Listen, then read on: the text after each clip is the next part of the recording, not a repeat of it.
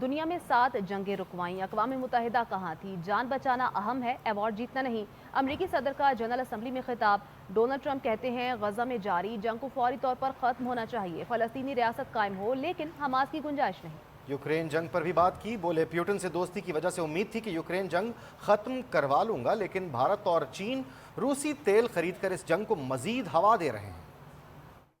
اقوام متحدہ general assembly اجلاس، امریکی صدر کا خطاب۔ اقوام متحدہ پر تنقید سے آغاز۔ بولے دنیا میں 7 جنگیں رکوائیں، لاکھوں زندگیاں بچائیں، مگر اقوام متحدہ اس عمل میں ان کے ساتھ کھڑا نہیں ہوا۔ جب جنگ نہ رکوا سکو تو اقوام متحدہ کا کیا فائدہ؟ امریکی صدر نے جنگیں رکوانے پر خود کو ایک بار پھر امن کے لیے نوبل انعام کا حقدار قرار دیا، مگر ساتھ ہی بولے جان بچانا اہم ہے، ایوارڈ جیتنا نہیں۔ یہ صرف سیاست نہیں، یہ انسانیت کی خدمت ہے۔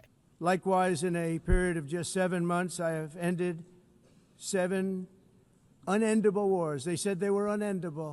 It's never happened before. It's too bad that I had to do these things instead of the United Nations doing them. And sadly, in all cases, the United Nations did not even try to help in any of them. I ended 7 wars. I care about is not winning prizes, it's saving lives. We saved millions and millions of lives with the 7.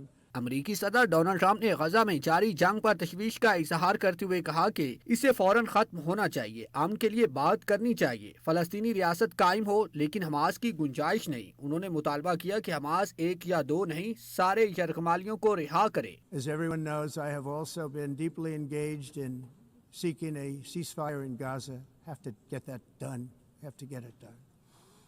Unfortunately, Hamas has repeatedly rejected reasonable offers to make peace. We can't forget October 7th, can we? Ukraine جنگ سے متعلق امریکی صدر کا کہنا تھا کہ انہیں امید تھی کہ یوکرین جنگ ختم کروا لیں گے، لیکن بھارت اور چین روسی تیل خرید کر اس جنگ کو مزید ہوا دے رہی ہیں۔ ڈونلڈ ٹرمپ نے دھمکی دی، اگر روس معاہدے کے لیے نہ مانا تو بڑا ٹیرف لگائیں گے۔ یورپ کو روس سے توانائی کی تمام کرنی چاہیے۔ China and India are the primary funders of the ongoing war by continuing to purchase Russian oil. But inexcusably, even NATO countries have not cut off much Russian energy and Russian energy products, which, as you know, I found out about 2 weeks ago and I wasn't happy. امریکی صدر نے سابق Joe Biden انتظامیہ کو بھی آڑے ہاتھوں لیا۔ کہتے ہیں بائیڈن کی سرحدی پالیسی نے امریکہ کو شدید نقصان پہنچایا، اب امریکہ کی سرحدیں محفوظ اور معیشت مضبوط ہے۔ یہ دور امریکہ کے لیے سنہری ہے۔